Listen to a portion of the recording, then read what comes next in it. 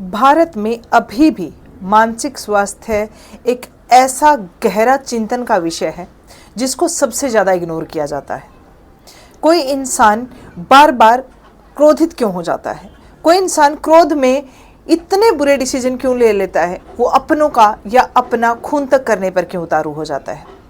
कोई इंसान बार बार आत्महत्या करने की कोशिश क्यों करता है? ये बातें इग्नोर करने लायक नहीं हैं और ना ही ये यूं ही हवा में उड़ा देने की बातें हैं। ये वाकई बहुत ज़्यादा गौर करने लायक विषय है। उत्तर प्रदेश के अमरोहा जिले के बहादुरपुर गांव में एक ऐसा मामला सामने आया है कि जिसने भी सुना उसकी आंखों से आंसू निकल गए। सोनिया, जो अपने पति कोपिन और अपनी 2 बेटियां और बाकी ससुराल पक्ष के साथ बहादुरपुर खुर्द में रहा करती थी। सोनिया और कोपिन के बीच हालात कुछ ज़्यादा बेहतर नहीं थे। दोनों का अक्सर झगड़ा होता रहता था। कोपिन हरियाणा के गुड़गांव में जॉब करता था, जबकि सोनिया वहीं अपने ससुराल में ही अपने ससुराल के लोगों के साथ रहती थी। 10 फरवरी 2025 की सुबह भी उन दोनों का बहुत ज़्यादा झगड़ा होता है और उसके बाद कोपिन गुड़गांव अपनी कंपनी में जॉब के लिए निकल जाता है और पीछे रह जाती है सोनिया, जो कि मानसिक अवसाद से भरी हुई थी।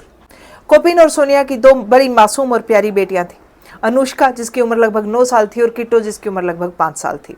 उस दिन सोनिया अपनी बेटियों को स्कूल नहीं भेजती और कुछ बहुत खतरनाक डिसीजन लेती है। वो जैसे ही मौका पाती है कि घर वाले आसपास नहीं है, वो अपनी दोनों मासूम बेटियों का गला घोट देती है और खुद का भी गला रेत कर लेती है। चाकू से अपने गले पर भी वार कर लेती है। दोनों मासूम बेटियां वहीं दम तोड़ देती हैं, जबकि सोनिया को अस्पताल में भर्ती करवाया जाता है। अभी सोनिया की हालत स्थिर बताई जा रही है, उसकी हालत में सुधार हो रहा है, लेकिन वो 2 मासूम बच्चियां अनुष्का और किट्टो ये दुनिया छोड़ चुकी हैं। अपनी दोनों बेटियों को मारने के बाद और खुद अपने गले को रेत करते हुए जब चाकू अपने गले पर चला रही थी, तो बताया जा रहा है कि सोनिया ने कोपिन को कॉल भी किया था कि मैं मरने वाली हूँ और मैंने अपने बच्चों को भी मार दिया है।